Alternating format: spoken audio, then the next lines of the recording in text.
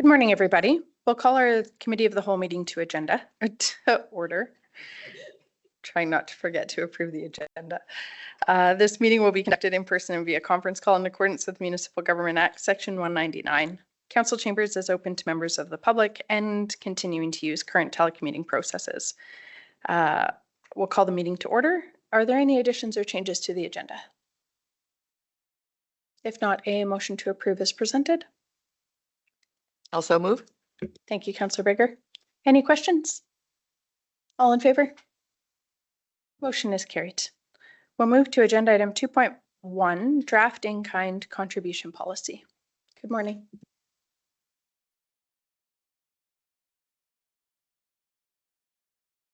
Morning, committee members. Just going to make myself comfortable here because you get to listen to my soothing voice for the next few items. Joel from administration here to present the first item, agenda item, for the draft in-kind contribution policy. It's found on page 2. I'll go to policy itself here.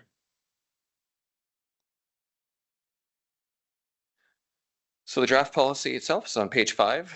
This provides a more structured framework for how the county provides external organizations in-kind contributions. Administration worked in collaboration with those teams that historically have provided most of these services, such as Public Works and Protective Services. A sample application form to facilitate review for requests was also created and included in the report for reference and to provide the committee additional context. In addition, the policy direction for reporting will tie in with the quarterly updates that administration already provides council. Administration at this time is looking for any suggestions or guidance on changes prior to bringing the draft back to regular council for further consideration and approval. That concludes my presentation. I'm available for any questions. Thank you. Any questions regarding the report?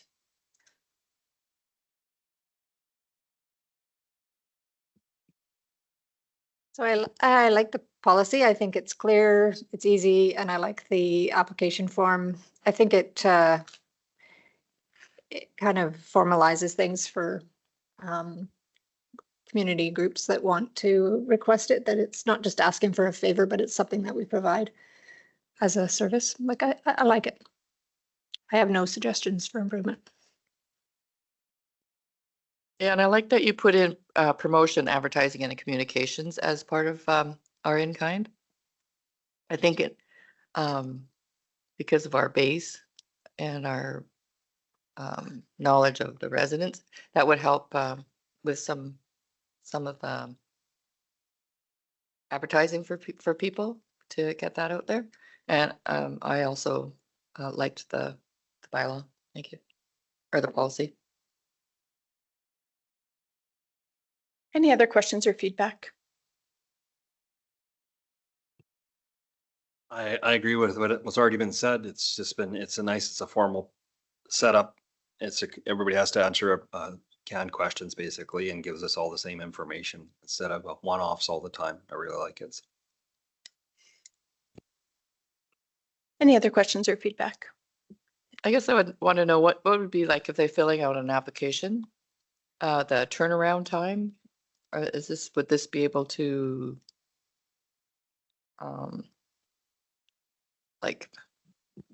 is there someone that is going to lay on some side of the desk for quite a while, or is there kind of a process that's going to happen? Yeah, so through the chair, what we had discussed with kind of the committee of staff was potentially one option we could do would be set up similarly to how we do the gravel sales. Right now we have kind of a community teams chat with all of the invested staff and parties, and that way we have quick responses and any questions that arise that come up the day of or things like that. That might be one approach that we've kind of proposed, to just have a quick turnaround on that and make sure everyone's included in the discussion.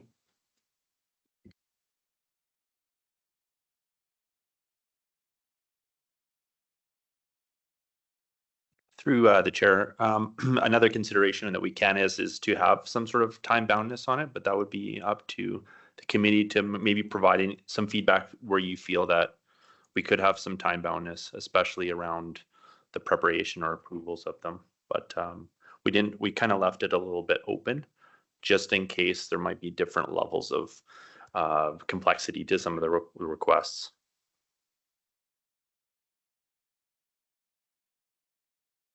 Could there be a place on the application?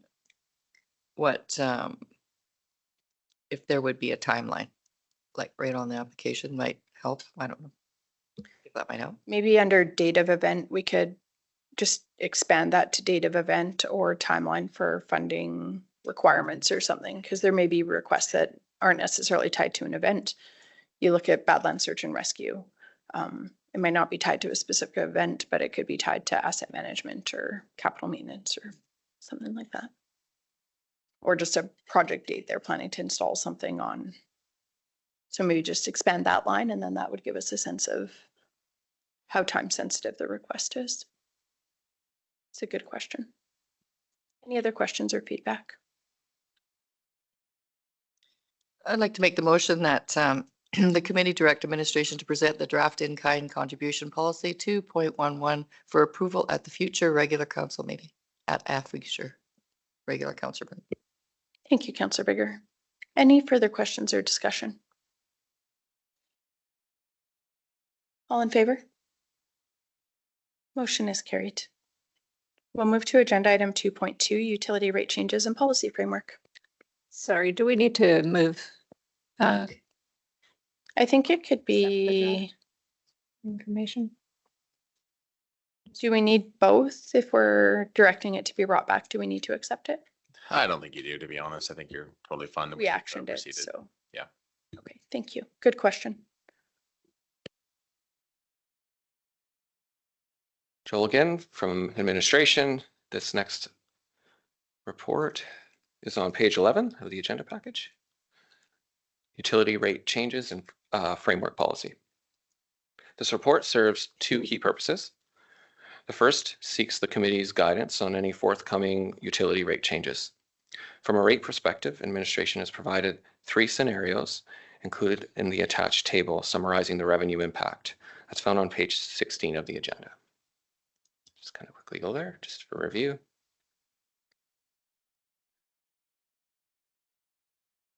As a reminder, the percentage rate changes proposed do not affect debenture loan rates that are set to repay county debt for utility infrastructure.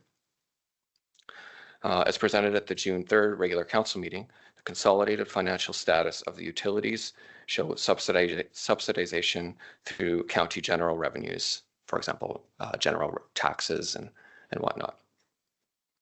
So of the 3 options shown in the report, number 2 and 3 are more statistically based.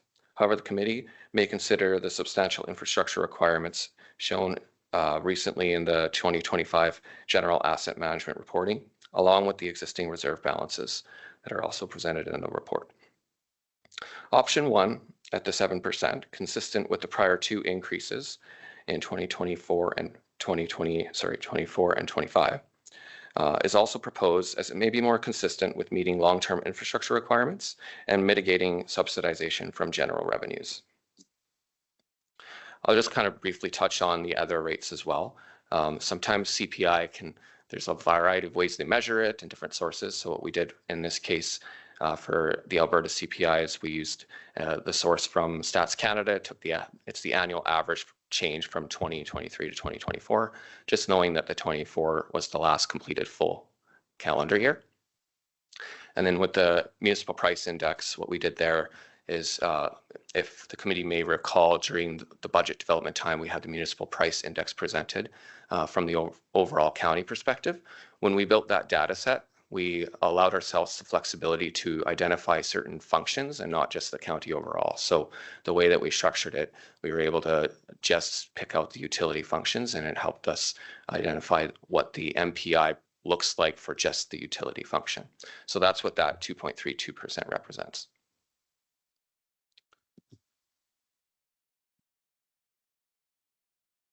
Just as another reference point that may be useful for consideration is that a 1% increase increments approximately $14,000 in total revenue. The second purpose of the report is to facilitate discussion and move forward on addressing recent resolution 2025-06-40. Committee discussion may assist administration in making the most effective first draft of this rate structure policy. This can include discussion around the desire for continuing uniform rates or the overall goal for the overall finances of the utility functions in each community and as a consolidated function.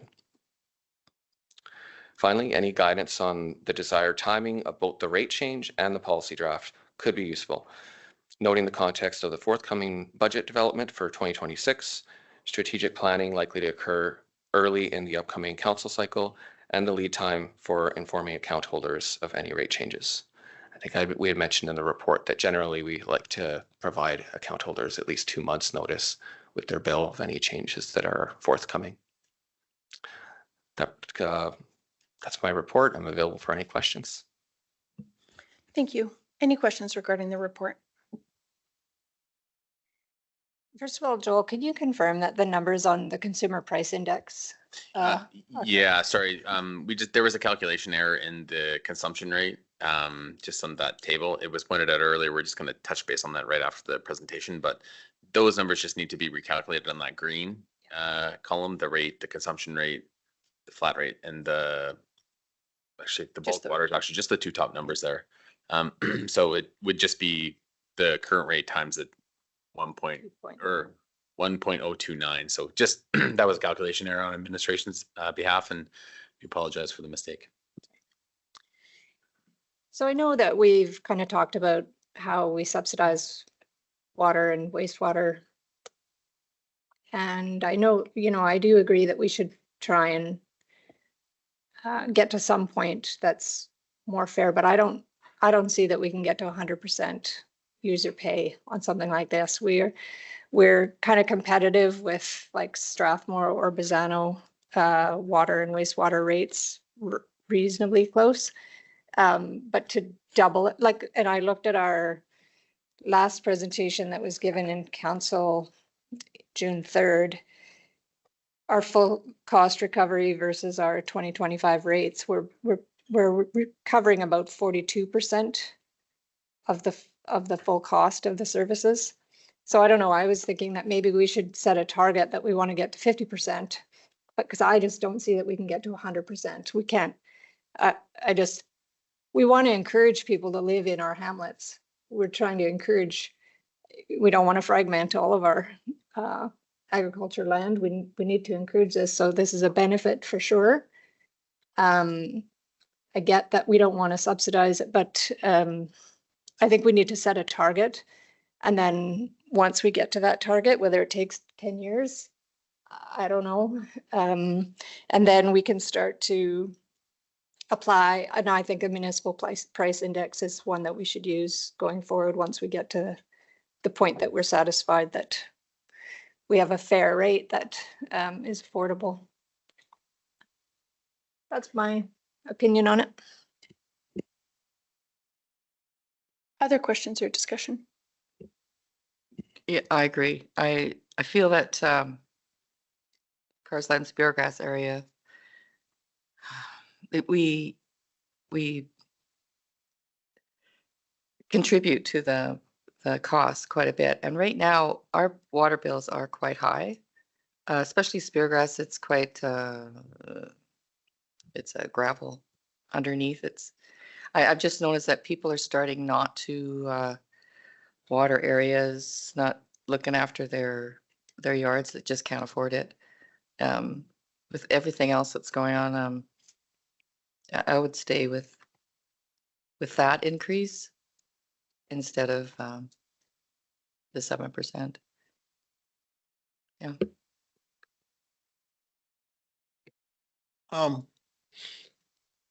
Is there any way, like, is it in administration's ability to have different areas of the county charge that, like, do we have to have a municipal water rate that is across the board? Because we are way closer to getting to cost recovery for water in Speargrass and Carsland and in Muirfield than we'll ever be in Gleason and Rosebud. mean, I look at these numbers and we're $3.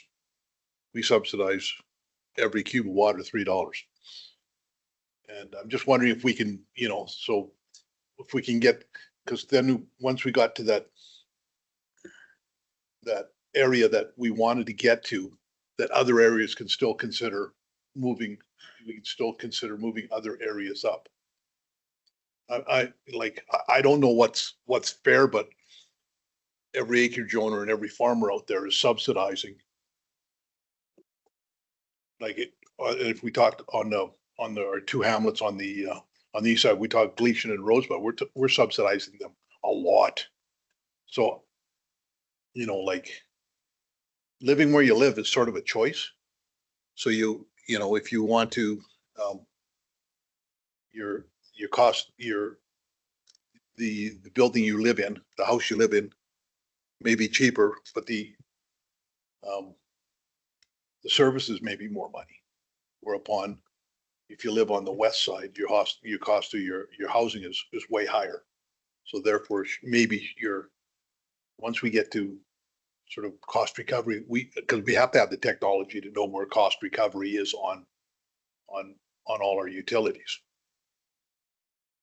Through the chair, I believe last time we did a comprehensive review of the utility rates of other municipalities. There are other municipalities that do charge different rates, but that would just need to be carefully analyzed by administration prior to bringing something forward to council for consideration. And, oh, sorry. So my thoughts are, we've come a long ways from where I look at the historical, what increases we've had to do, and it was staggering how much we were off. But we never focused on that before, so we have. I'm glad that we're getting closer. I look at utilities as a utility provider. That's plain and simple. It should stand on its own as a business. I've talked to various members of the province of Alberta, and that's where they're going, the municipal governments. If this was a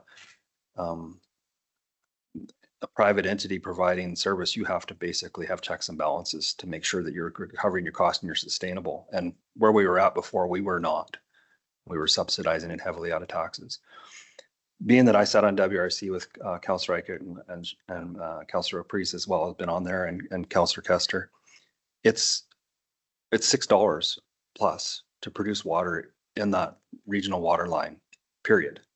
They have to recover their costs. That's the way it's set up as a municipal control corporation. So that brought a lot to reality, which is fine. It is what it is. It would also benefit for those places to sell more water.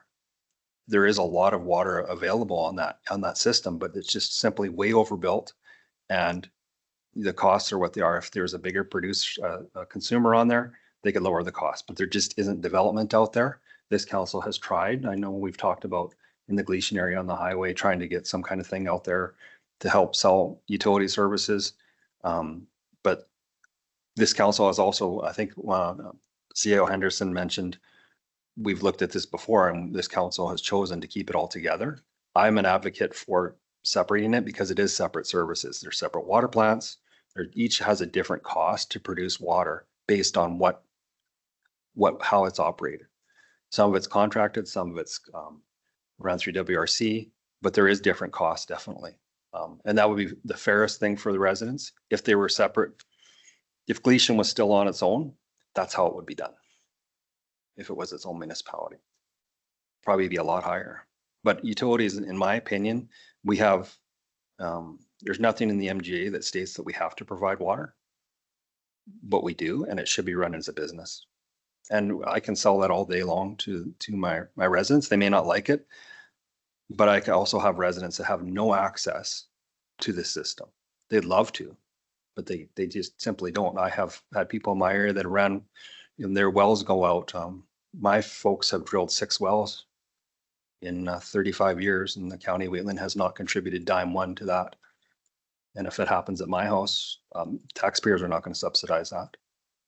So why are we subsidizing people that have access to service? That's just my opinion.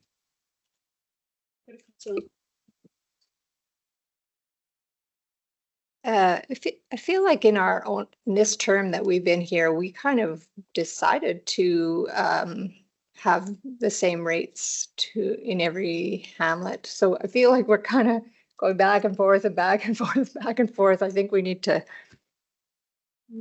stick to one plan kind of thing.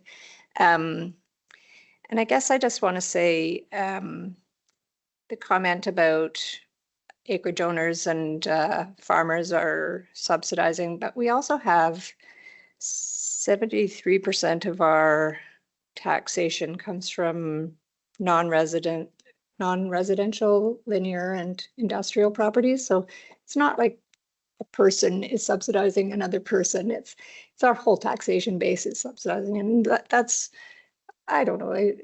Sometimes, I mean, I just can't see us getting to full cost recovery. So I think we have to just be reasonable about where we want to get to, and then make a plan to get there, and then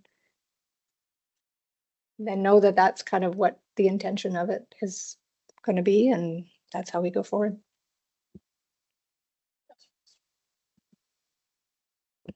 I don't know how we can say how much we're subsidizing when I don't see numbers here. Rosebud and Gleason were pegged out as being the most subsidized. I think like Merfield are with their sewage hauling. We know how much that cost before the county brought them under our umbrella. And I asked this before. I know it's $6 at standard. That's what they charge for water. But how much are we paying? We have $32.67 on a flat fee. How much water do you get for that? What is the true rate we are paying our consumption revenue? What is it? And I've never seen how much it costs to produce water at Merfield or Carsland. How much a cube?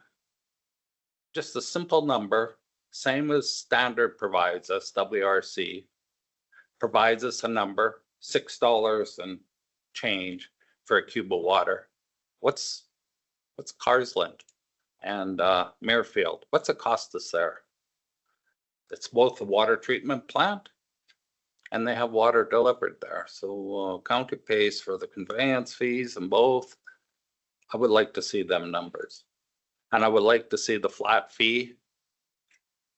You don't have to take it out of the billing process, but I would like to see it reflected in the rate. Because that is a substantial part of the bill. So if you pull up your June 3rd, 2025 council meeting package, I believe all of that information was provided in that RFD.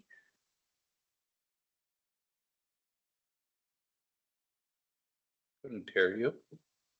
Sorry, Councillor Kester, if you pull up the June 3rd, 2025 agenda and look at agenda item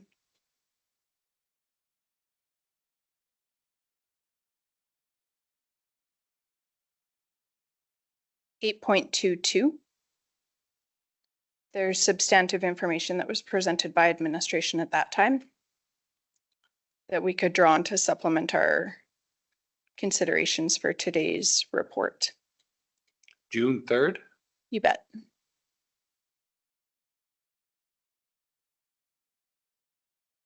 But under what? 8.22.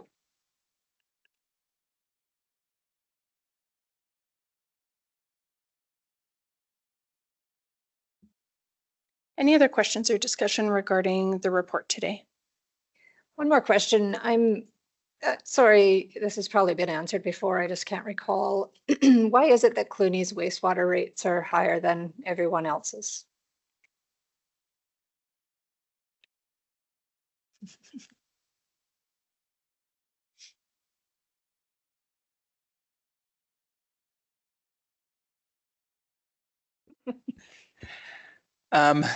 Through the chair, right off the top of my head, I'm not 100% sure, but we can bring that back to council. Yeah, I'll have to bring that back. But I know there is a reason for it. I just can't think of it off the top of my head. Apologies. So I was just thinking that if if we're contemplating a certain rate increase, if we're thinking out about recommending a 7% increase, I would suggest that Clooney should be at the municipal price index level 2.3. That's what I would recommend. Yeah, through the chair. One thing with Clooney is they're not on water meters because they don't have access to water.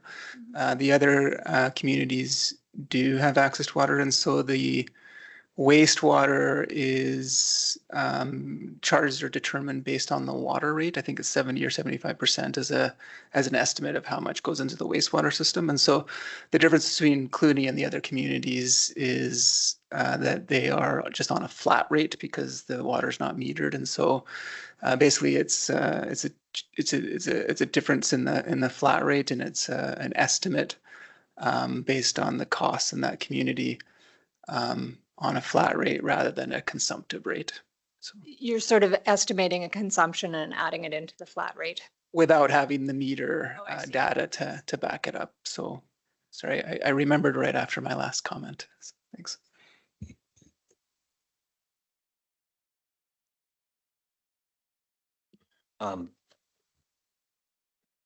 Councillor Pease's comments about linear and things like that, I'm not opposed to that conversation.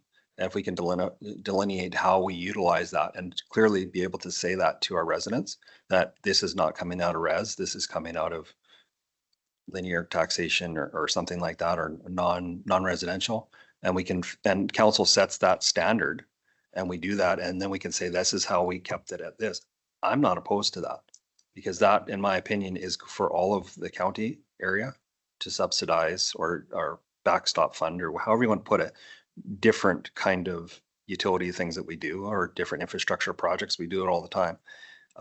Set a mill rate or something like that. I don't know how administration would come up with that, but that would be a great way to answer the question to the taxpayers. And be able to say it and market it as, well, we're trying to keep our rates low and here's how we're doing it, and encourage development. I'm all for that too, because like I stated earlier, we have a system on the east side of our county that is way overbuilt. Could use a lot of more customers, would lower that cost and actually provide that everything would run better. They're all designed, these buildings are built, these plants are built to run at max capacity. And when they don't run that way, they cost more. And WRC is already seeing replacement costs on blowers and such that are expensive. And it's not that old. So we are definitely have to look at how to keep these things running. Asset management, I mean, that is a fantastic tool to use and to be able to justify rates.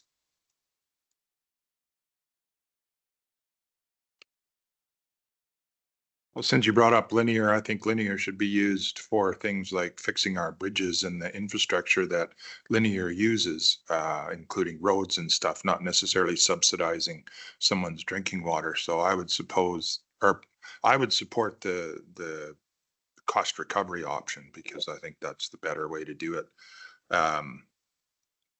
Everybody out in the east part of this county has to pay their own share and shouldn't have to subsidize others.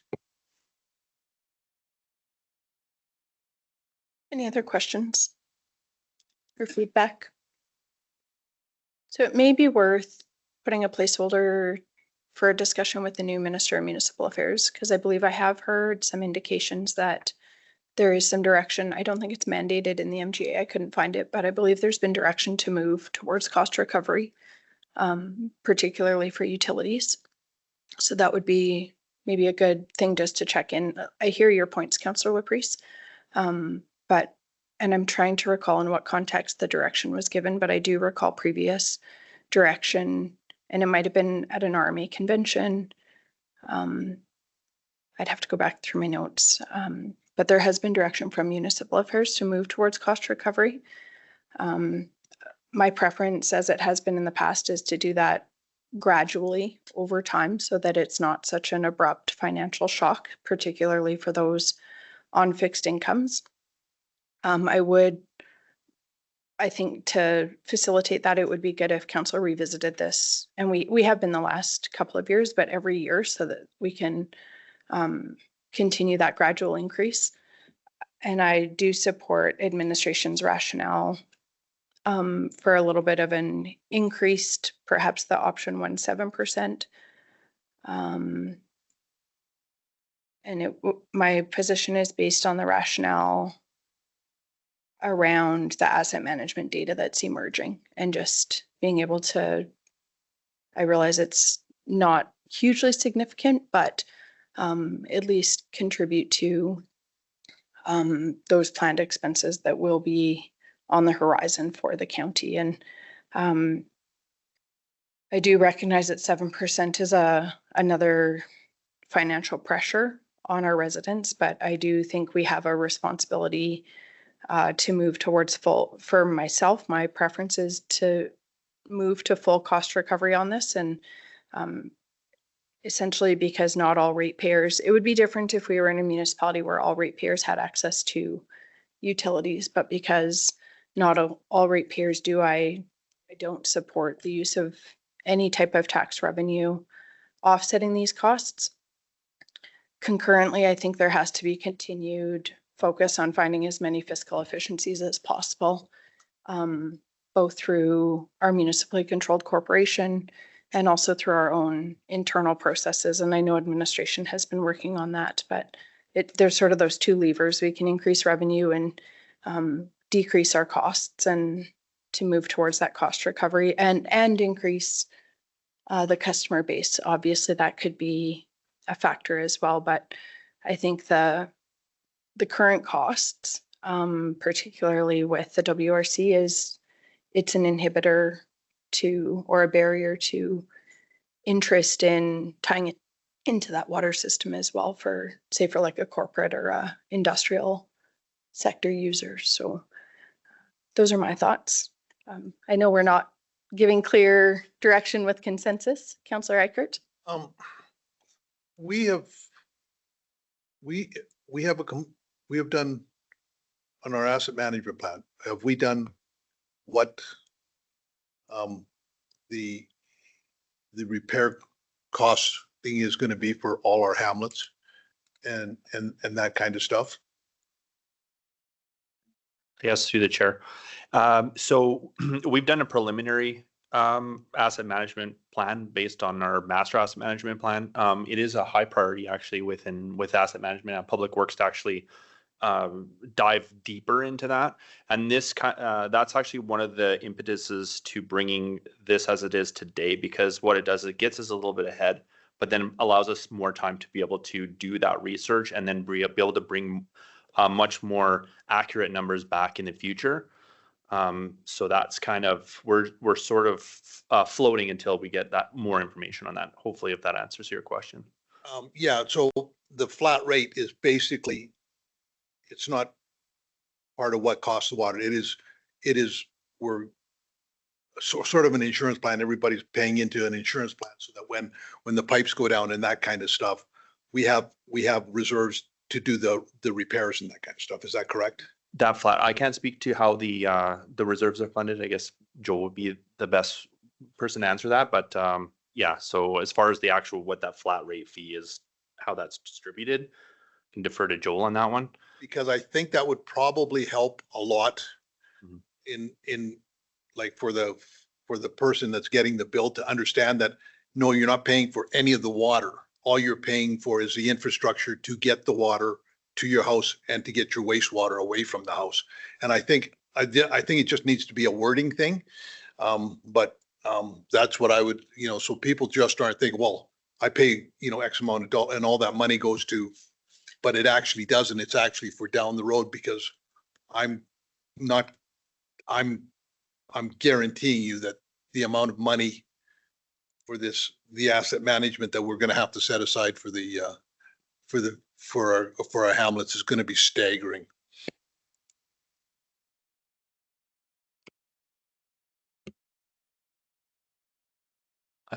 Sorry, it's through the chair. Just wanted to, since we have the rate structure up here anyways, just to clarify that the flat rates and the variable consumption rates, they are essentially going to the current year operations, and then the capital levy that's identified on there, that's specifically for reserves, and they get put in the reserves annually. on the cash collected.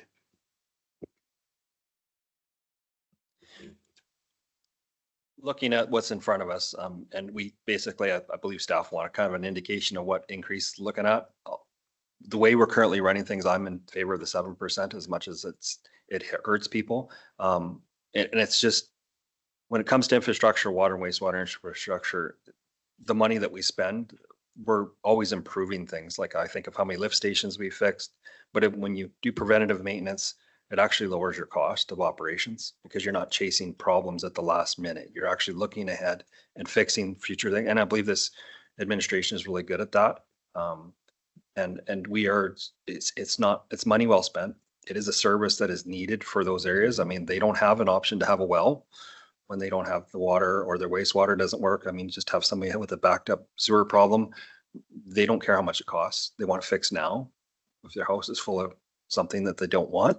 And of course, there's insurance and liability issues with all that stuff. I'm not saying that we have those problems, but we're preventative maintenance in that. So I don't have a problem with the 7% increase on that.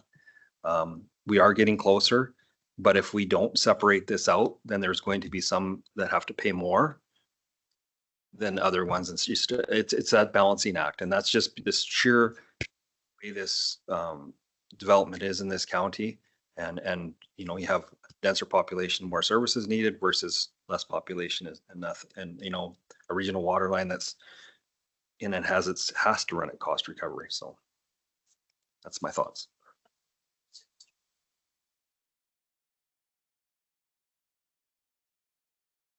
I don't mind user pay.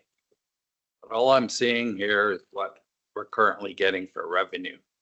I'm not seeing what it costs us to do this.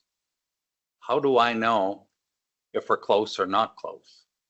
And as I mentioned, and it's been reiterated, the flat rate goes into the general pool. It is not held in reserves.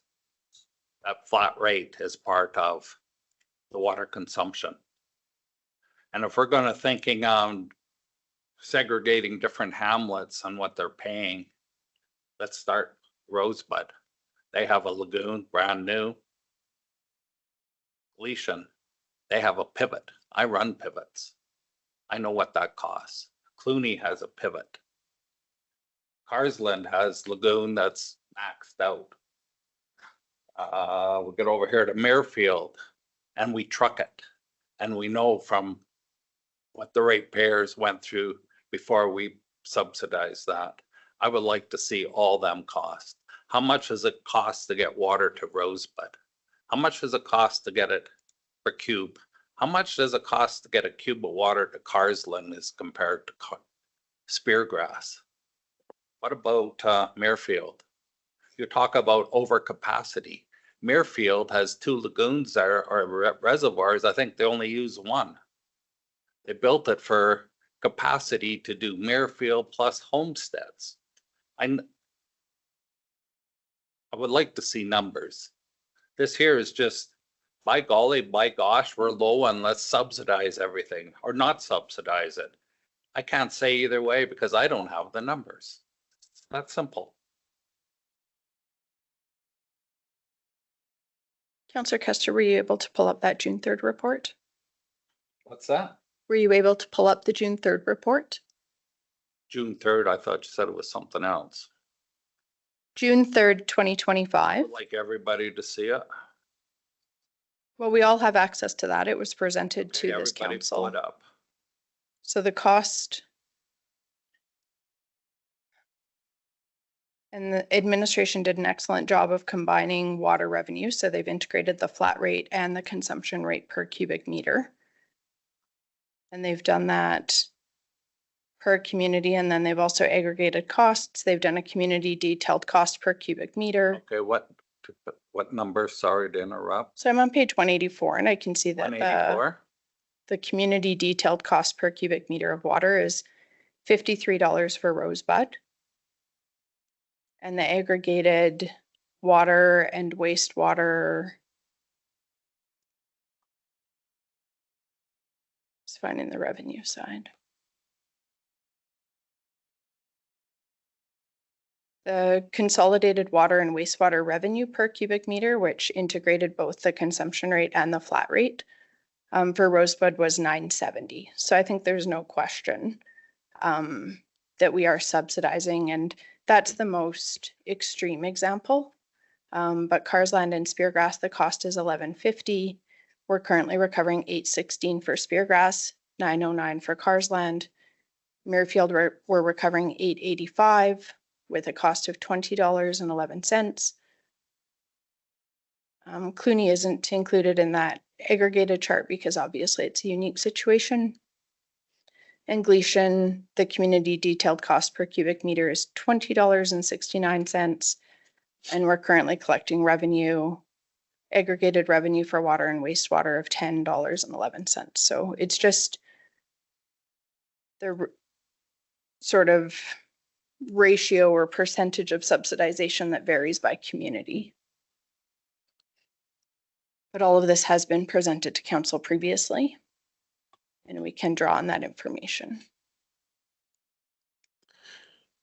Councillor Baker? I'm wondering if I like the idea of the separate rates. Why can't we do it for even asset management? Go by the plants or by the per lagoon per plant. So the Carsland plant would have its asset management, the cost that it would cost, what we're getting, our revenue, have everything based on that, then go to a rate for that plant, go to the Muirfield plant, and then go to WRC plants. So there's going to be a different percentage of, in the end of the day, a different percentage of, because you're right, getting to cost recovery with some of it's going to be very difficult, but you'll have a percentage of what percentage is being subsidized. And then stick with the plants so that we know in the future the costs of those plants going forward and what's needed. It's just a thought, maybe we should be doing this differently. Thanks. I'm just wondering, given the election cycle and looking at a potentially substantive change to how the framework for utility billing, if it might be prudent to just look at like some type of across the board increase. My hope would be to get us closer to cost recovery, recognizing that that's still far off. And then a more substantive change be contemplated once some of the more detailed asset management plans are finalized.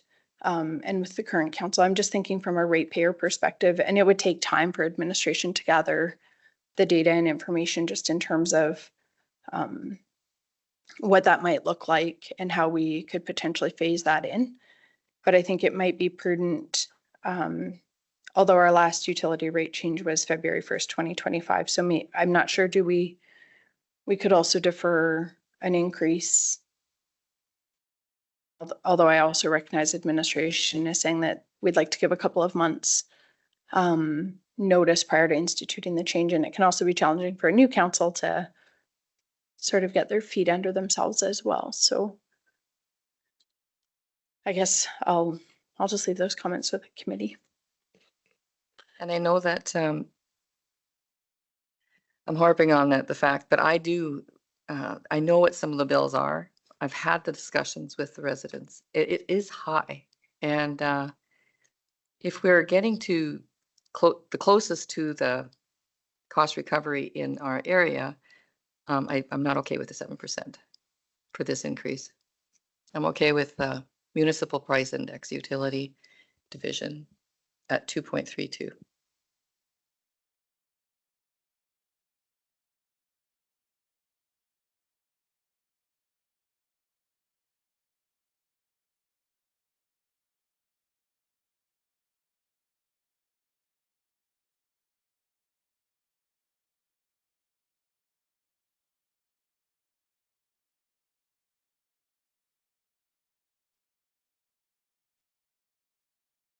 Coming out of that pipe from WRC.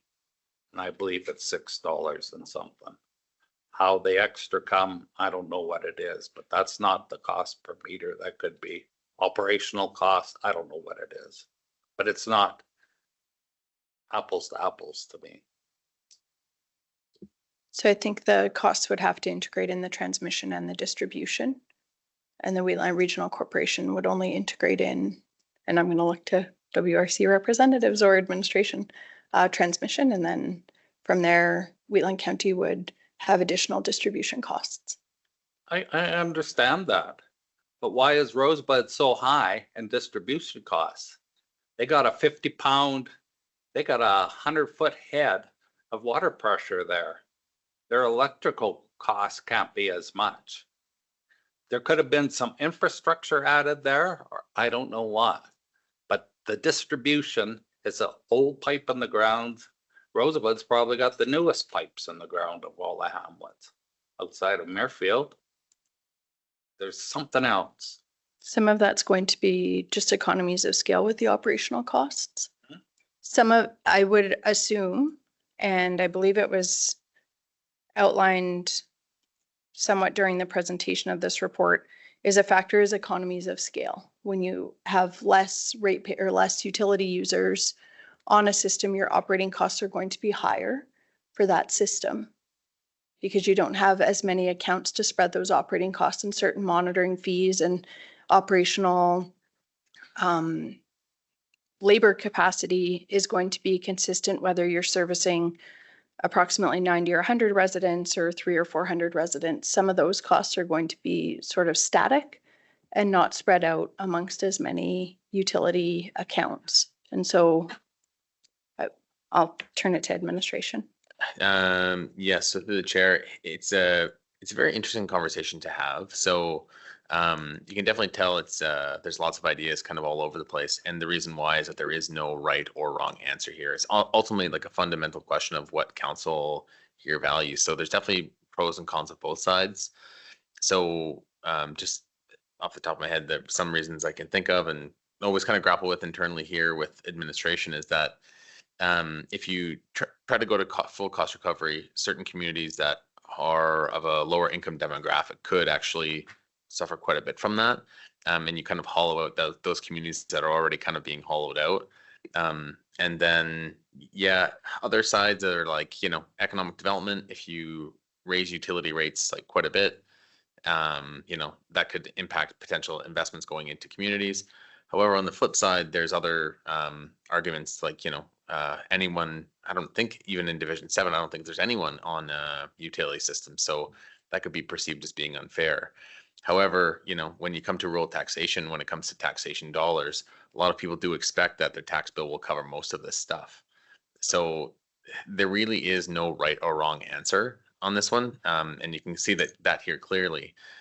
And as for the per cube cost, the way administration does track this is that we have a different functional code for each hamlet that receives water or wastewater. So those will all get kind of coded in there. As to the exact amounts, I don't know. I do believe that it could be scaling issues in Rosebud is probably the reason why. However, it's so funny because you look at this year compared to last year, the problems will be so different and the cost will be so different because the amount of cubes of water in the summer this year will be a lot less than they were last year. And the reason why is that it's been raining so much. So that cost per cube could be way higher this year. And the cost may remain the same. It just depends. So that price per cube can fluctuate a lot on an annual basis. So I wouldn't put a lot of stock in the price per cube. However, you do need to consider how much overall costs are going into these things. But again, it's a balancing act of, do you do it, do you not? And ultimately it is fundamentally a question of council, whether or not you do choose to subsidize, you choose to kind of go to cost recoveries, pros and cons of both. And that's kind of why you're not getting a clear, definitive answer from council that the majority would see. So thank you.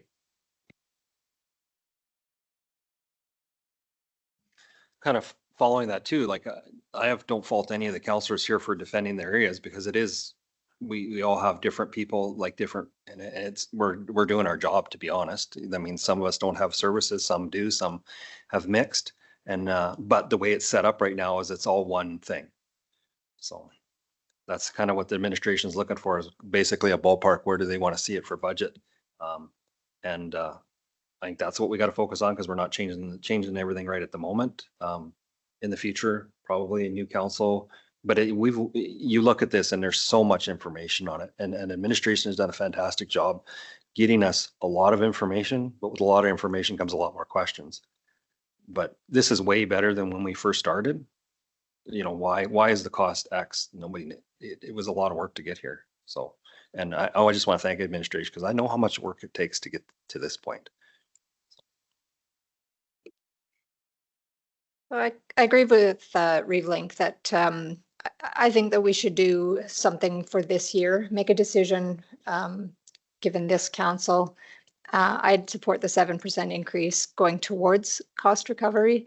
I still don't feel like we can get there for certain services. But I think that should be a decision of the new council perhaps, and with more information from our asset management plan. So I think we can make a decision for the next, and I think we should up it for the same time as last year, so that it's but honestly, when you look at the increases over time, we've been increasing our rates since 2011, with only a few years that hadn't been increased. So I just don't feel like you can continue that trajectory. But I do think we could make that decision in an upcoming council to up it for this year. And then I think a decision has to be made about how we go forward in the future.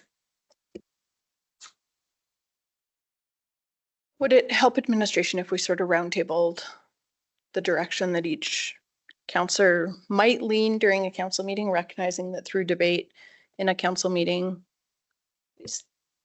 Yes, through the chair, thank you. The couple of things we're looking for, hopefully, is your sentiment around a rate increase in general, and then of course, to help us towards this policy development, which we are waiting for the asset management information on too. But what sort of scenarios, or what is ultimate goal of council? Is that for cost recovery, or is it partial cost recovery to a certain point? And how long do we want to take to get there?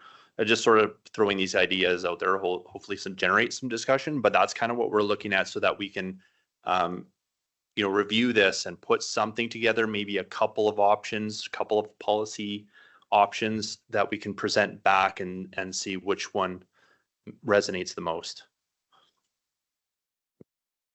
So perhaps if we could just round table, we'll start with Division 1, just to put you on the spot. Perhaps with what rate change you might consider supporting at a future council meeting, and then scenarios you might like to see in terms of policy direction. Yeah. Okay. So I would support a 7% increase for this for like the next year, for a 1-year idea. For the future, I do think that actually I'm starting to change my mind that maybe we should look at individual services, look at them individually, look at Carsland, Speargrass as one, then Muirfield, and then Gleason and Rosebud. And I think that we should move towards cost recovery. I think it might take us 10 years, and I think up to a point. I don't think we can charge what it costs directly to a ratepayer. So I think that we should get to 50% subsidy, and I think we should try and, I don't know how administration can do this, actually identify tax money coming from non-residential or an industrial user as subsidization. I'm not sure how you could do that, but that's what I think. Councillor Bigger. You can just turn your mic. Sorry, I don't agree with the 7%. 2%, 2.3, 2.9. And I also think that in the future, somehow they have to be separated. Councillor Eckert. Unfortunately, much as I hate tax increases, I think we have to go the 7% because the cost of utilities has been so grossly underestimated of the previous years that it's just been laid on our table that we have to correct this. So I agree with 7%, and I think we have to look at what it takes to separate this.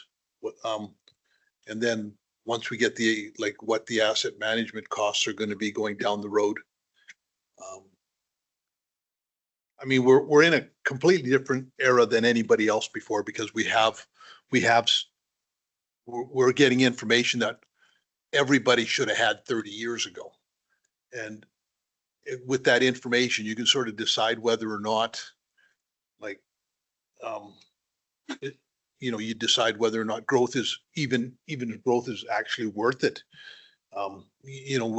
Those kind of discussions have to be had, because we find out that it doesn't matter how much we raise taxes and how much we get business in and all that kind of stuff, that if it keeps adding pressure to the budget, then maybe all growth isn't necessarily good, and maybe there's a specific type of growth that you should be looking for. I don't know.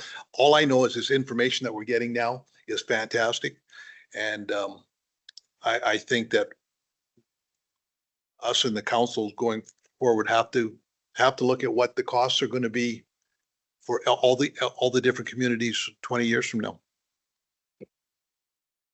Deputy Reeve Clausen. I 7% for now, and then I definitely want to look at separating out. And I think, that being said, there's been so much information. We've gone so far down the rabbit hole and into the weeds with this, that council needs to come up with a policy on this as to percentages of and where we get to go, and leave the rest with administration. They've done a fantastic job with the numbers. The numbers are here. Whether or not we disagree with those numbers, there was lots of opportunity to do that several times before. It's basically the same numbers coming forward. And it is an essential service for the hamlets that it provides to, but nobody else has access to that. And I know in future developments with that, it's as if a regional water line ever comes, you have to hook up to it. But in reality, we're looking at that in the west side servicing area and stuff, and it's just extremely expensive. Years ago, like Kneehill County serviced everybody, and they put a thing on there. Like there's ways of doing it. That if council wants to look at that, we should look at what other municipalities have done and show the actual costs of that. And there's ways of doing that as well, and it's a lot of money. There's just no way around it. It's infrastructure. It's a lot of money to provide service, period. And then of course operates in the maintenance, and it's not a one-time thing. So that's where I'm at. Councillor Kester. I can support the municipal price index, 2.32. If we're going to go down the road of cost recovery and individual hamlets, I would like to see a spreadsheet developed for operating and one for capital. And I would like to see the line items on the operating, the actual price of the produced water, distribution, operating, so I can compare it to the different hamlets. When somebody sees their water price, it's this much because you're doing this much, that these guys get it cheaper because they got this and that. We got to have it written down. Just to look at this, I can't support. I don't know who could, but I would support the 2.32. And next year, when we get these spreadsheets developed, we'll be in a better position to strategize. Councillor Larson. I would support the 7%. And as far as policy stuff goes, I would agree with Councillor Kester that way. The information in the June 3rd package was incomplete. We do need more information on that before we can make a decision. Thank you, everybody. I'll reiterate, I would support a 7% increase, and I would echo Deputy Reeve Clausen's comments around, I think it's critical that council will establish some policy direction. I think the asset the more detailed asset management information will really help shape and inform that. And I think there's been some really good conversation. So thank you for bringing this forward. I think from a timeliness perspective, if it could come back to council so that that notice can be provided to residents, I think that that is prudent. And yeah, just appreciate all of the information and all of the work that administration has done on this file. Thank you. Can I just say one more comment? Of course. So at 7%, Carsland is at cost recovery for our wastewater. Well, depending on what happens with the costs, because they may, like they would index. But it is very, very close. It could be. Yeah, and I think we'll have a greater understanding of Carsland Speargrass with that detailed asset management as well, because we will have full responsibility for that versus some of the asset management for the transmission is integrated into, at least I think it was this year, integrated into the Wheatland Regional Corporation water rate. Was asset management integrated or not yet? The responsibility at the very least lies with WRC. No, it has to be- Well, just Ideally, there will be. Yes.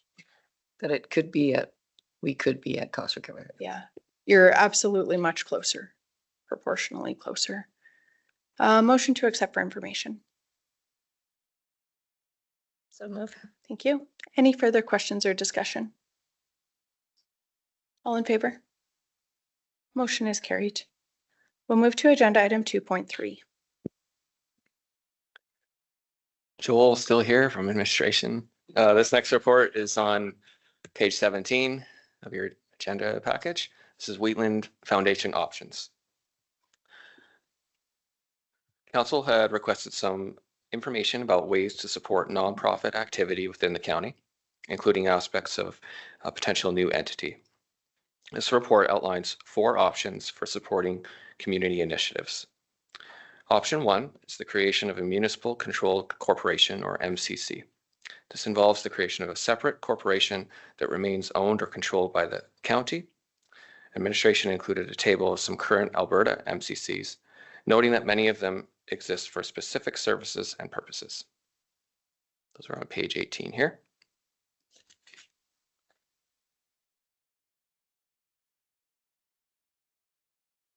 Option 2 is to create a new charity with its own board and independence that can work closely with the county. It can be arm's length. We identified some benefits to a case study that we include in the report as well. Option 3, rather than spearheading a new entity, the county may leverage its access to the public to encourage or facilitate donations through to existing charities. And option 4, somewhat related to number 3, by intentionally expanding the contribution of in-kind resources to other entities, the county can cause a direct benefit for the community. Administration included a very high-level estimate of the potential economic resources that could be available under options 1 or 2. I should just clarify, this was a very generalized approach. There wasn't specific statistics available for this circumstance, so it was a very high-level estimate of a potential total economic value that could be available in this circumstance. Something to consider, a few caveats noted throughout the report.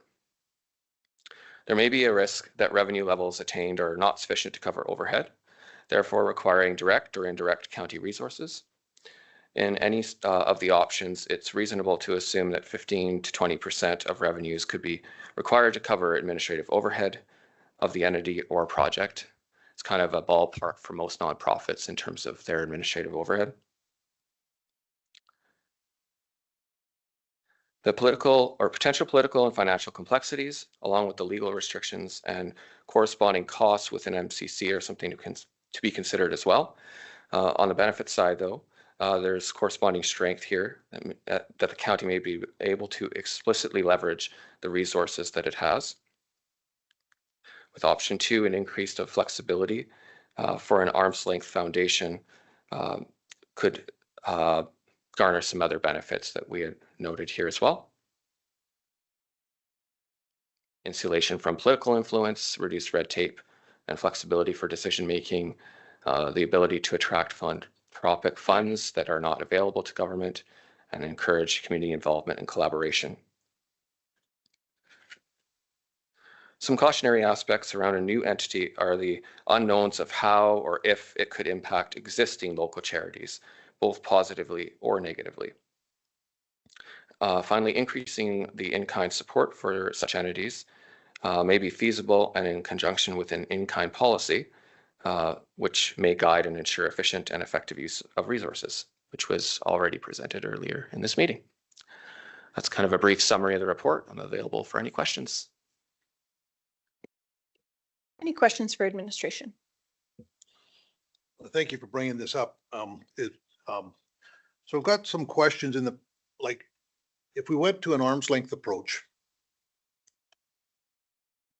would you see it being feasible to have all the charities that are in the area being in a pool, and then sort of the board, more or less sort of like a SERB board would put out the money that individual people and corporations had donated into that? So say it, say for instance, we'll Handy Bus isn't a good example because they can issue receipts. But if you had a charity that was unable to, or not a charity, but something that you were interested in, say a community hall, and the community hall wanted to do a renovation, and I lived in the area, and I wanted to say give $10,000 to that community hall specifically for the renovation that they're going for. So I write a check to the county.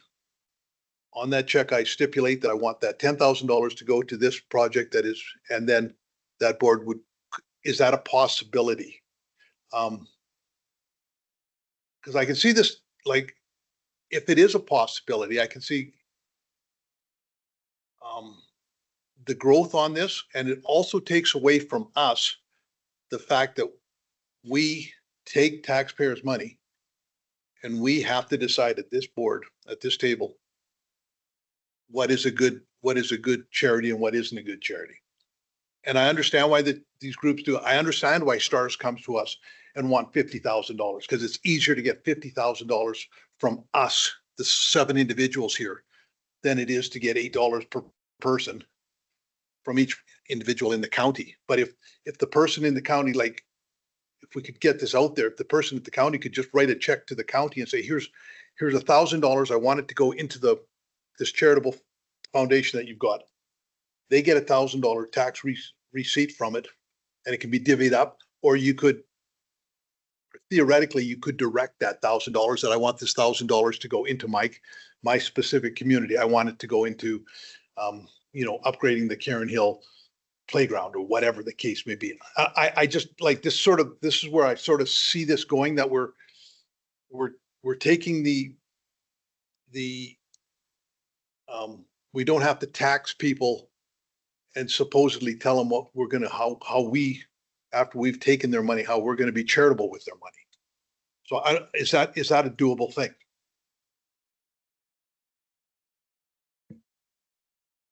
So through the chair, it's I think pretty much anything is doable. We are already a charitable organization by nature.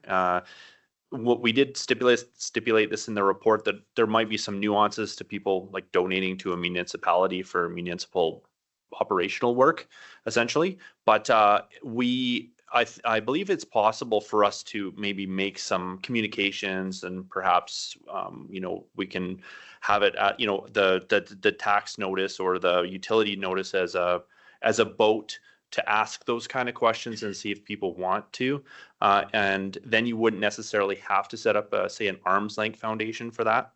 One of the things that we pointed out about, say, arm's length foundations or even a municipally controlled corporation would be that we would have to invest probably municipal dollars, or actually go seek funding to set those up so that we aren't spending tax dollars on even setting up those foundations. So those are just a couple of considerations I thought, but it would likely be possible, and we would just have to see what the the logistics behind all doing that is and ensure it all lines up. This was just sort of meant to be sort of ideas or principles that we put together that would, I guess, cause some thinking around what direction council could go with. And then we can just dive deeper into it. So if you want us to dive deeper into that in particular, that could be an option. So hopefully that answered that. I don't know. Oh, Deputy Reeve Clausen and then Councillor LaPrice. Thank you for this. This is interesting to thinking about. Looking at it, I like option 2. Being that if somebody, you know, there's some big developers coming in the area, and if they put quite a bit of money in, it gives them an opportunity to sit on that board and have some influence as to where it goes. And it's not tied to a council or anything like that. And then you get some really good interesting ideas, stuff that's out of our scope. That's just where I'm at. That kind of thinking of just arm's length. You know, we've did that with some other curb, I believe, and things like that. It's very successful. We don't always agree with how it may fund something, but it's the community doing it. So yeah, I like this option. Thanks. So for me, I prefer just expanding our in-kind services. I feel like we're overcomplicating this. I think creating a foundation could divert funds that people are able to fundraise on their own.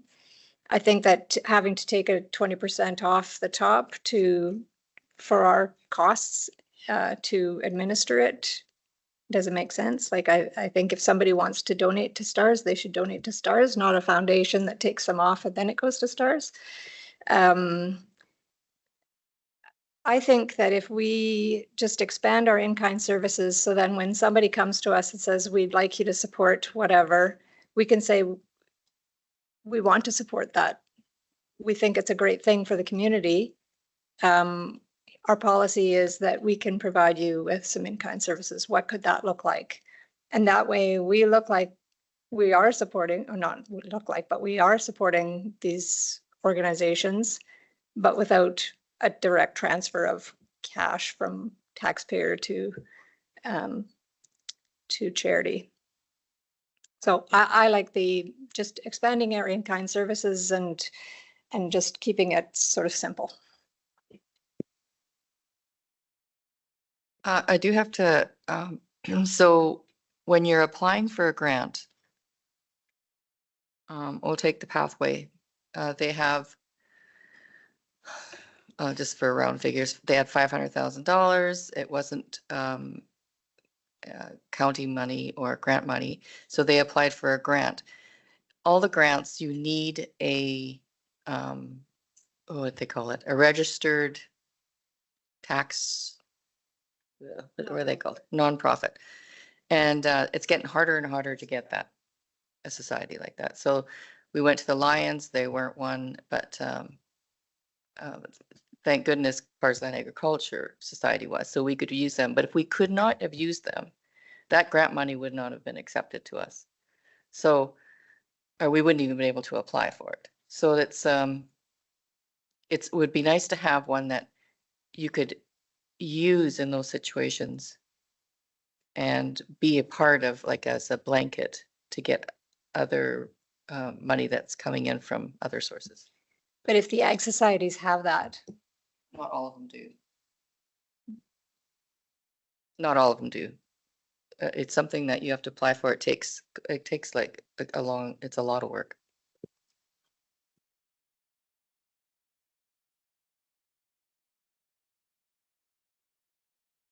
Any other questions or discussion?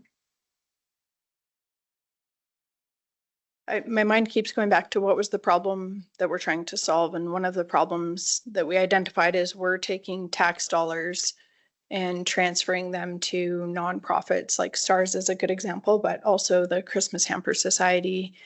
We've had requests from other nonprofits. And the challenge that I see is our community members, our residents, ratepayers are not getting the tax receipt because we're making that contribution municipally on their behalf. And I agree. I understand why the entities or the societies or the nonprofits are approaching us. They are looking for sustainable, predictable funding. And so when Councillor Eichert raised this idea, I really like the concept because it's creating a mechanism where Wheatland County could still be facilitating maybe more stable, predictable, potentially funds towards really meaningful, really critical services in our community, whether they're in sort of the social services or health services or whichever realm that they're in. But we take that, and I've had ratepayers frustrated that we are taking their tax dollars and making that contribution with their tax dollars. And it's typically, you know, a tax deduction on what are we, $2 per capita for stars? Like that's a pretty nominal tax, a nominal tax implication for an individual. And so then my mind goes to I think there is a problem that we're trying to solve, but are we creating a bigger problem by trying to solve it? And I think and I appreciate all of the work that went into the report, but my biggest takeaway is I don't think as a municipality we're the most effective way to do this. I think if there's a will, there is a mechanism to do it. And I think you could, you know, there's groups across North America for sure, maybe the world, where it's like 100 people or women or men or kids who care, and they aggregate their donations and they choose a fund to direct it to quarterly, or those types of models. I'm just concerned that the administrative costs would not make this an efficient use. And then I think about individual donors. Would I want, even if it was a representative board, arm's reach, non-political, determining where my donations go, I might rather make those myself. So then we go back to the question of using tax dollars for nonprofits. And that's going to be an ongoing question when those requests come. And for some, it's easy for me to rationalize the handy bus. Transportation is within municipal government, sort of our realm of responsibility within our jurisdiction. And for me, the handy bus is an incredibly efficient, incredible service that sort of fills that need in rural Wheatland County in a really cost-effective way. And we had 2 examples today where we see incredible volunteers doing incredible work. We know that a donation to the Health Foundation or to Badlands Search and Rescue, I would suspect a very low percentage of that is going to administrative costs when it's being governed and run by volunteers. And so when I think about bringing this under the municipal jurisdiction and the costs that could be, that could incur, it's hard for me to justify. I believe administration referenced we could do some engagement. You could send out, some questions, and you'd have to really frame the problem that we're trying to solve. Currently, we are allocating X amount of dollars to STARS, X amount of dollars to the Christmas Food Bank, X amount of dollars to, the different nonprofits that people could donate to directly, and explain the need for sustainable, predictable funding for those entities, and maybe just gather some feedback, the comments around corporate as well. I know we have large, very generous corporate donors in the county. Some of those have well-established frameworks of how they allocate their contributions or their investment into the community.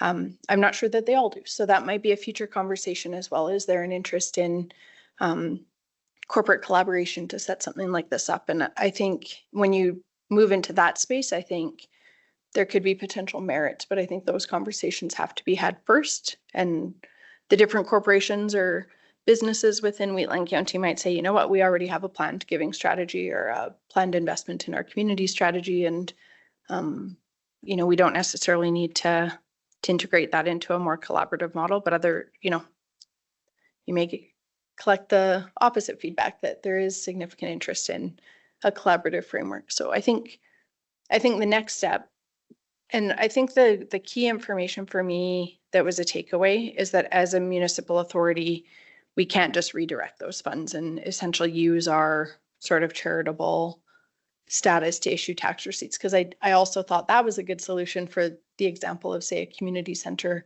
It is arduous to meet the regulatory requirements to maintain that status, and getting more arduous when you see the reduction of volunteers in Alberta. That's just a reality. It is challenging, but administration has pointed out that we don't have that legislative authority to kind of divert those funds. So that was helpful for me to understand that as well, that we can't,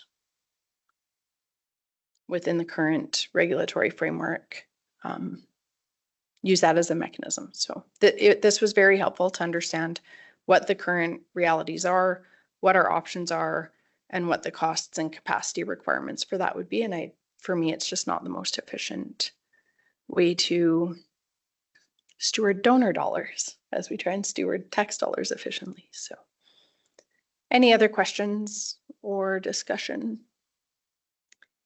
Just kind of along those lines, we are a 7-member council that can decide in individual requests, and maybe that's just the way it needs to be. You know, for something like STARS, we wouldn't be able to provide in-kind services for what they require. So, you know, sometimes maybe we just have to leave it up to the 7 people that are elected to be here.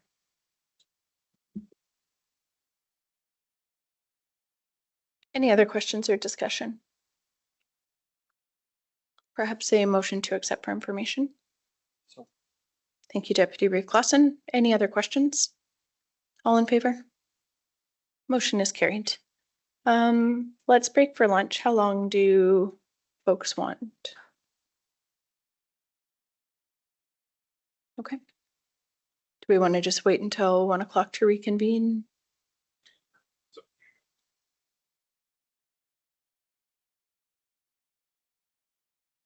Do we want to say 12:45? Split the difference? We can fill you in on whatever discussion. Okay, perfect. We will recess until 12:45. Thanks, everybody.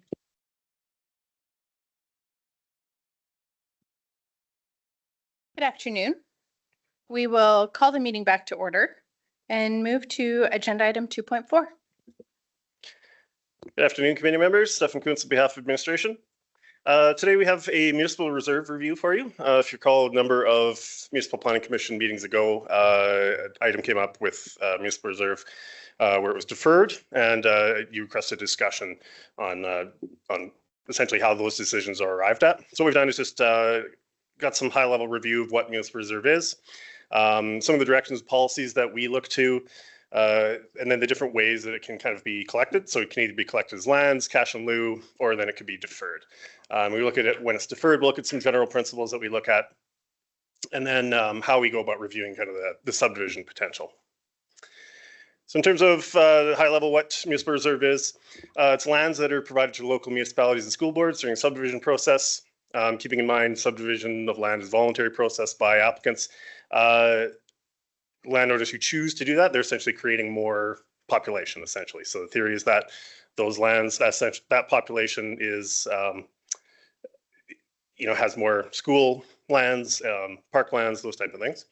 So these are typically used for schools, parks, and pathways, and the amount is 10% of the gross area of the lands. As I mentioned, these are dedicated either as lands, cash in lieu, or can be deferred. When they're dedicated as lands, it's if they're needed for schools, parks, and pathways, and we'll get into these a little bit more detail here in a moment. It could be dedicated by cash in lieu of lands, so if there's no use for the lands themselves, but there are limited or no potential for further development. And then situations where we defer them is that there's no use for the lands and there's no or limited potential for further subdivision. In terms of the direction and policies that we have. So there are 2 that we've included in the report there, the Municipal Development Plan Section 311 and the Planning Policy Section 7.2. Those kind of just give the overall general direction on things, which is very similar to what's in the Municipal Government Act already. We would get more specific policies are typically within area structure plans and area concept plans. So the example we have here is from the Rosebud Area Structure Plan. And what it shows in the blue are kind of the existing connections, and then yellow would be potential future ones. So if a development were to occur in this area or subdivision in this area, we could then use these type of concepts to say, well, that's a good location to connect to recreation facilities with a pathway or provide a new park or whatever it might be, usually in conjunction with the plans that are in the area structure plan. And then regardless, also we don't apply the principles and assessment of the future potential. So other situations where it's taken as lands, usually it's kind of a larger scale development. If it's not in an area structure plan like that, if it's kind of a one-off thing, we're looking here at Carsland, obviously, and this is a good example because it has those three that I mentioned. There's a school site, there's a park, and then there's a linear pathway. When we look at the school sites, those are usually done in collaboration with the school board, and that'll be years out. They'll usually give some kind of broad indication that 10, 20 years from now, we may need a school in the Southwest or whatever it might be. We always provide them with our circulation notices of any application. So they're always kept well abreast of what we're up to. But if something large like this were to come in, we would then, if they identified, yes, this is an area we'd like to have a school board, we could then have those conversations with them, identify a proper site, and then make sure that there's adequate land available for them. The other initiatives would be ones that we would do, obviously the statutory plans like the ASPs, ACPs that I mentioned, but also things like the open space, recreation, and culture master plan. And the thing with these as well is kind of important to remember is that these are attractive elements, especially with a large scale thing like this. I mean, people want to have homes where there's a school nearby and a park nearby, pathways that people can, especially their kids can, not use the roads to travel on them. So many developers understand that these features provide value. So situations where you take the cash in lieu instead of the lands, this kind of gets into a little bit about when we defer it, but get to that more in a moment. Essentially, with the cash in lieu, it's not always feasible or desirable to have the physical land. So if it's a situation like Carsland, that probably makes sense. But if it's kind of one-off subdivisions that we see very often, it's not very often that that's actually necessary. So then in those situations, we can do cash in lieu of land. So that's 10% of the value. We get an appraisal with every application that has municipal reserve outstanding, and then we use that to determine the value. And the other aspect with that, it's the non-developed value. So if there are buildings on there, because the idea is that you're taking the land itself, not the developed land.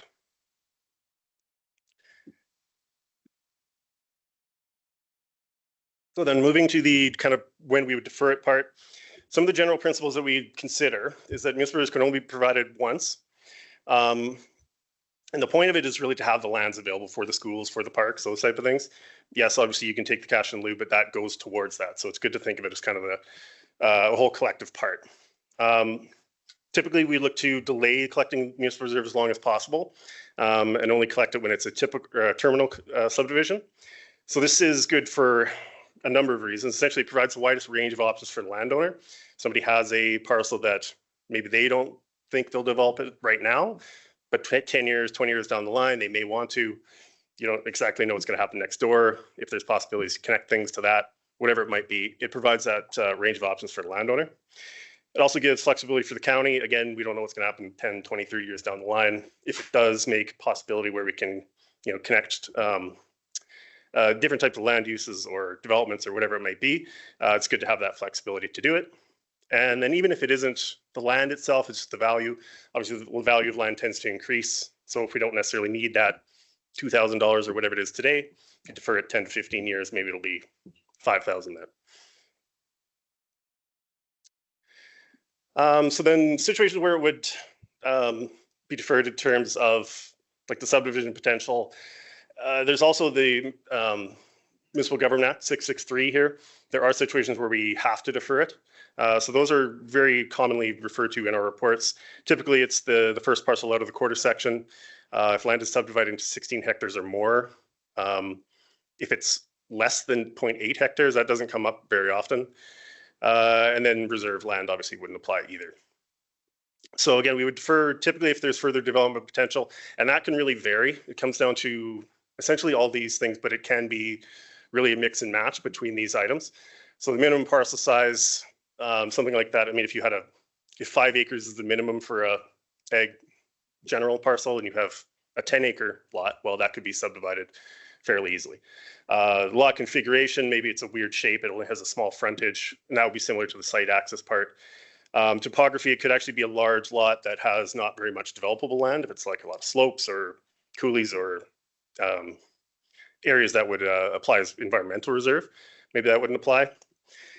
Local development and land uses, that could be maybe more about like connecting different types of uses. If you have something just outside of a hamlet, maybe that hamlet expands, maybe it connects a residential part of a hamlet to a future commercial area or an industrial area, those type of things. And then the adjacent infrastructure as well.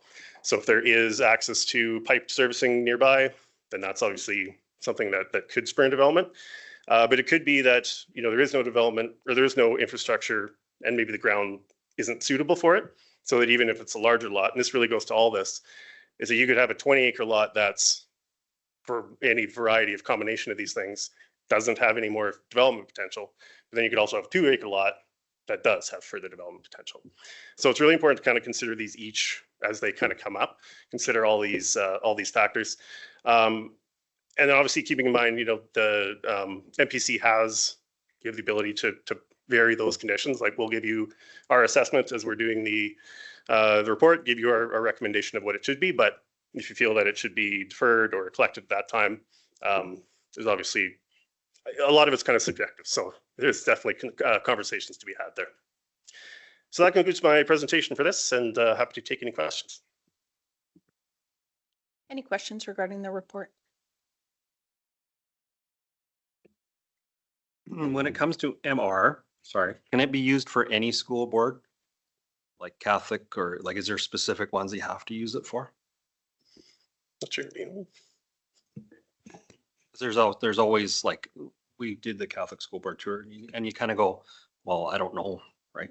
Through the chair to the committee, yes, it can be used for, we circulate also to the Catholic school boards and they put in the request and we work with both, but usually the only one that we don't circulate and we've had interest would be the Francophone schools, and they have come around to look for sites.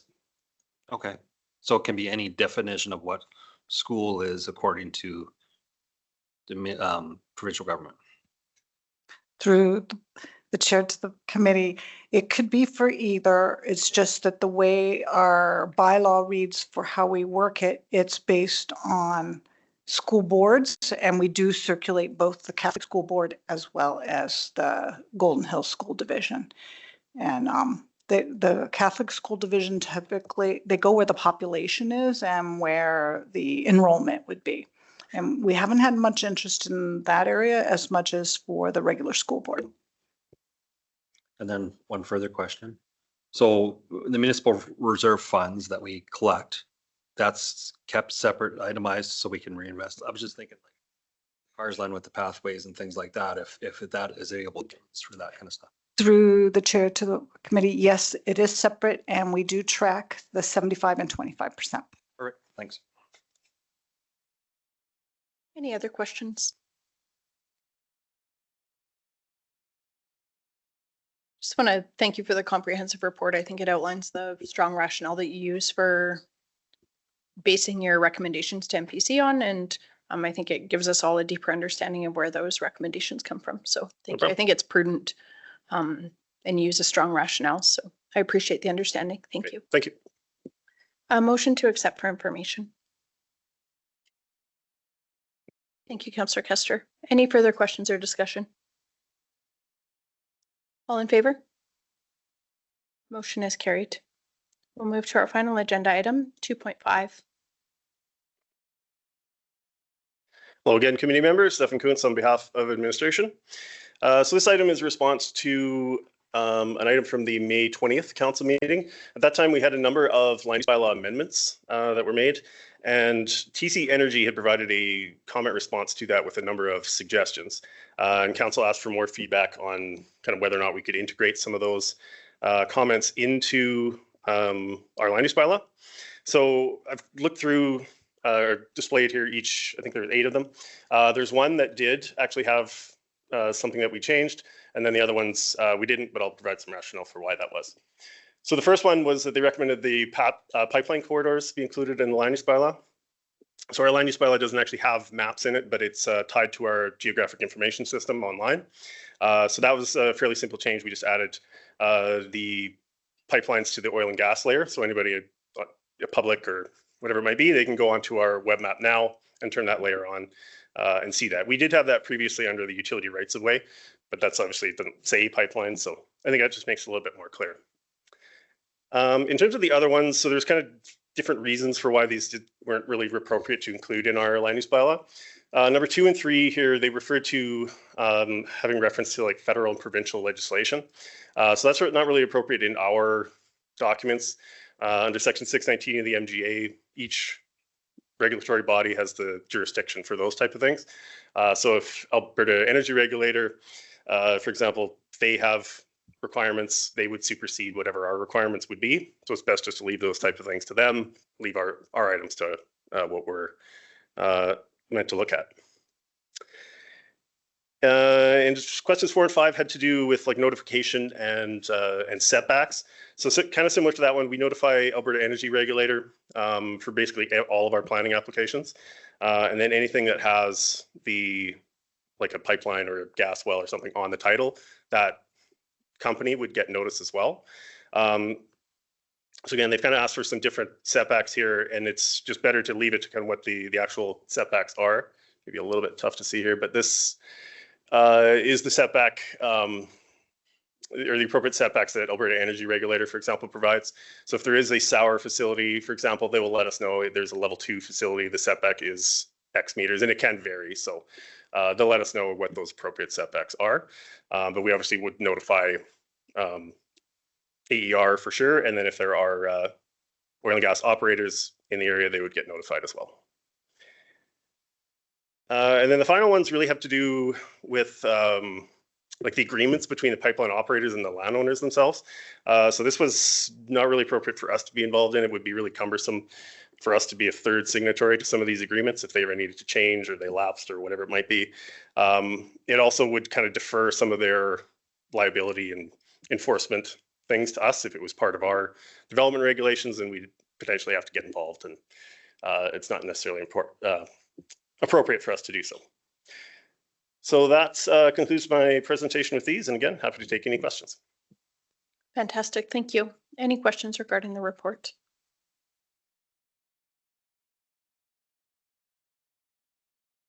No questions, just a observation that for a sour well, it's only 100 meters from a house. That's through the chair, yes, it can be. I think that's the minimum. It varies on, like I said, each well has its own special thing that they have to notify us and kind of let us know. not very far. Yeah. Thank you. No problem.